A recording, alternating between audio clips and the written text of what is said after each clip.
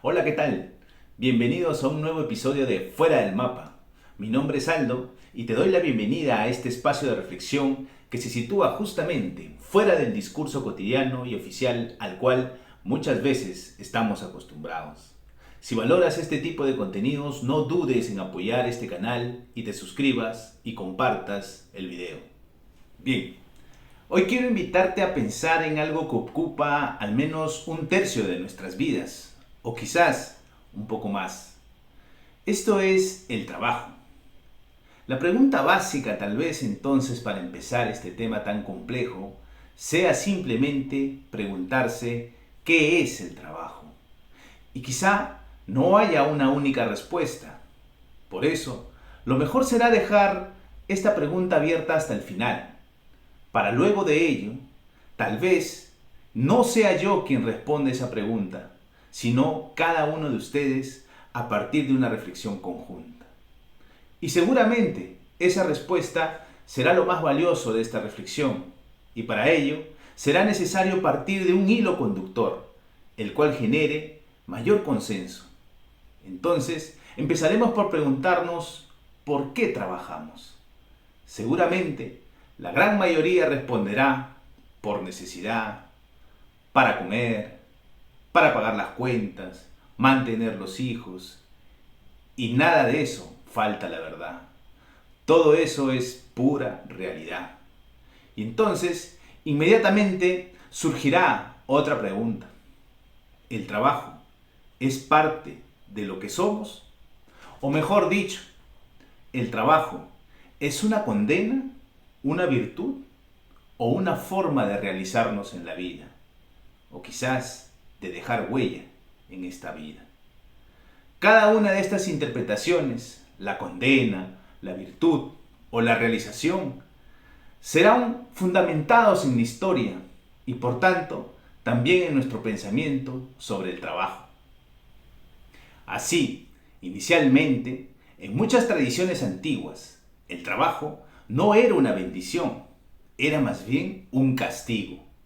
En la Biblia, por ejemplo, Adán y Eva son expulsados del paraíso y condenados a trabajar la tierra con el sudor de su frente.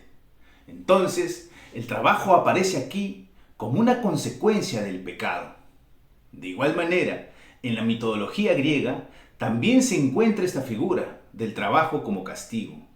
Recordemos, si no, el mito de Prometeo, aquel titán que roba el fuego sagrado de los dioses para entregárselo a los humanos y permitirles desarrollar la técnica, la cultura y la civilización. Pero como consecuencia inmediata de todo ello, el mito destaca que con ello llegó también el sufrimiento del trabajo, las responsabilidades y el permanente deseo humano de ser como los dioses. Pero no todo era solo mito.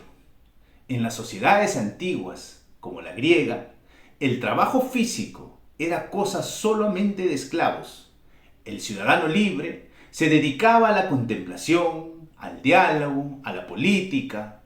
En cierta manera, el trabajo físico ahí no era digno. Era estar sometido por castigo, por deuda o por simplemente tener una supuesta naturaleza inferior. Toda esta desvaloración del trabajo corporal no fue exclusiva de Grecia. En muchas otras culturas jerárquicas, como el antiguo Egipto, el Imperio Romano o ciertas castas, por ejemplo en la India, el trabajo agrícola o manual también estuvo simbólicamente relegado. Aunque esencial para la vida colectiva, el trabajo físico se asociaba esencialmente con lo bajo, lo repetitivo o lo rudo. No se le reconocía a este trabajo como una técnica o cultura, sino como un esfuerzo sin prestigio. Incluso en el mundo andino prehispánico, donde el trabajo tenía una fuerte dimensión ritual y comunitaria, también existía una organización jerárquica que asignaba tareas físicas a sectores subordinados. Aunque no se trataba, digamos, de hablar explícitamente de esclavitud, en un sentido estricto, sistemas como la mita implicaban obligación de trabajo al servicio del Estado, Inca, lo cual mostraba que el trabajo corporal, si bien valorado como principio colectivo, también era regulado desde una lógica de mando y obediencia. Así, desde tiempos antiguos, el trabajo físico y en especial el trabajo con la tierra ha sido naturalizado como destino de los cuerpos subordinados, mientras que el prestigio y la dignidad se reservaban a quienes ejercían el poder, la palabra o el culto. Pero todo esto empieza a cambiar sutilmente y se hace más evidente, al menos en el mundo occidental, con el avance del cristianismo en nuestra sociedad y de modo más específico con el protestantismo. Y es que para muchas de sus corrientes, como el calvinismo, el trabajo se convirtió en un signo de salvación. Como bien explica el sociólogo Max Weber, el trabajo constante, disciplinado, incluso austero, era una manera de servir a Dios. El trabajo entonces, en ese contexto, ya no era solo una obligación, sino más bien se convirtió en una virtud. Todo esto se profundizó con la llegada de las industrias. El trabajo ahí pasa a ser el centro de la economía y de la vida de cada una de las personas en esos tiempos. Aparecerá entonces la figura del obrero, el empresario, la fábrica y el salario. Es decir, empezaremos a conocer lo que se llama el trabajo dependiente, un empleador, un lugar donde trabajar, un pago monetario que recibir. Todo ello se ajustará a una nueva concepción del tiempo, el cual ya no se definirá por el movimiento del sol ni por las estaciones, sino por la marcación de un reloj. Es decir, el tiempo marcado por segundos, minutos y horas. Lo que llevará a establecer un nuevo juicio sobre la productividad y el valor de cada persona por lo que puede hacer. El historiador Edward Thompson llamará a esta nueva concepción la disciplina del tiempo, donde ya no importará solamente trabajar, sino también cuánto produces por hora, cuánto puedes producir. Encontramos aquí entonces el famoso dicho, el tiempo es dinero, y por tanto, el trabajo se convierte aquí en una mercancía, en algo que podemos dar, pero no dar por dar, sino brindar algo que se reconoce como útil para el otro. Fíjense que ya no estamos hablando aquí de trabajo por necesidad, sino por pura utilidad. Entonces, bajo esta nueva figura, el trabajo ya no es solamente una actividad, ahora nos brinda una identidad. Esta diferencia es muy importante, me explico. En las sociedades antiguas o premodernas, la identidad ya venía dada desde el nacimiento y no por lo que uno elegía ser. El siervo, el esclavo o el campesino tenía un lugar ya predeterminado en la sociedad. El trabajo entonces estaba ligado a una condición ya heredada, es decir, una persona no andaba diciendo soy molinero como proyecto de vida, sino que eso ya estaba impuesto como un destino. Y es que a partir recién del siglo XIX, con el desarrollo del mercado laboral y la expansión de la idea de un individuo autónomo, el trabajo empezará a ser visto como una expresión de lo que uno es. Entonces, cada vez será más común preguntar a quien sea, ¿qué haces? En lugar de preguntar o en lugar de esa pregunta tradicional de ¿quién eres? Fíjense que ahora no es muy común preguntar a cualquiera ¿quién eres? Sino más bien preguntar ¿qué haces? El quién eres es quizás hoy por hoy una pregunta mucho más profunda e íntima, que implica otro tipo de confianza. Será entonces mucho más normal presentarse a quien sea como un gasfitero, un abogado, un pastor, un electricista y bueno, todo ello si somos medianamente convencionales, porque en estos tiempos vienen surgiendo varias nuevas identidades que parecen ser mucho más ambiciosas o específicas dentro de lo ya específico. Por ahí ya es normal escuchar, por ejemplo, nuevas carreras como ingeniería en inteligencia artificial, profesional en gestión pública, community manager, biotecnología, etcétera. Pero todo ello porque cada vez es más necesario definirse y diferenciarse por lo que hacemos para vivir. Pero este tipo de identidad, nos decía el viejo Marx, tiene un costo, al cual llamó alienación. Y es que en estos tiempos nos llevan a asumir una identidad de trabajo que esencialmente se desarrolla para producir cosas que no nos pertenecen o que no nos pertenecerán. El vértigo de la productividad no nos lleva a cuestionar qué hacemos, ni cómo, ni para qué. Es más, no siempre nos importa o sabemos a quién realmente beneficia nuestro trabajo. Y así, millones y millones de personas pasan su vida en un trabajo que no les dice nada, que no les permite crear ni crecer. El trabajo, se dice, solamente es un medio para vivir. Lo penoso es que ese medio, esa forma enajenada de vivir, ha impregnado su identidad sobre nosotros. Entonces, nos hemos convertido en medios y no en fines para vivir. Es curioso, pues la modernidad, las máquinas y la tecnología nos trajeron la promesa de libertad y un posible menor tiempo dedicado al trabajo. Las lavadoras, por ejemplo, liberaron mucho tiempo doméstico en casa.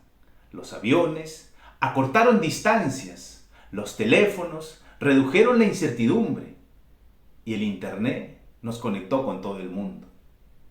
Ahora tenemos información a la mano sobre salud, educación, trabajo, etc.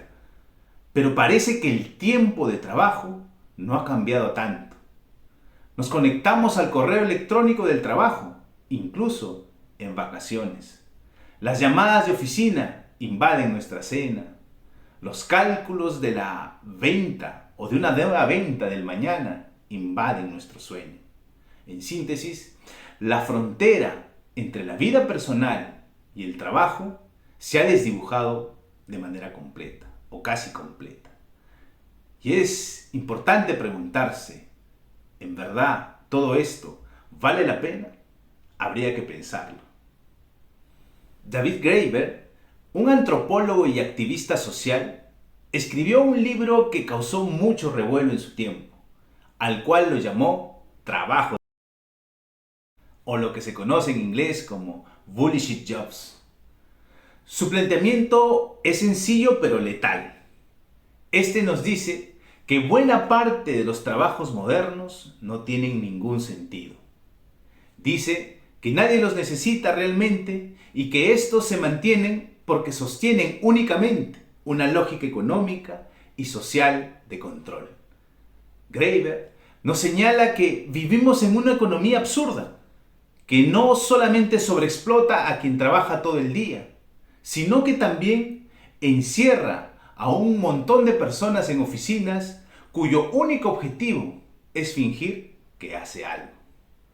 A ellos el autor los llama Bullshit Jobs y pone como ejemplo a secretarias ejecutivas que no tienen nada que asistir, profesionales que escriben documentos que nadie lee, gerentes que supervisan a otros gerentes sin resultados tangibles.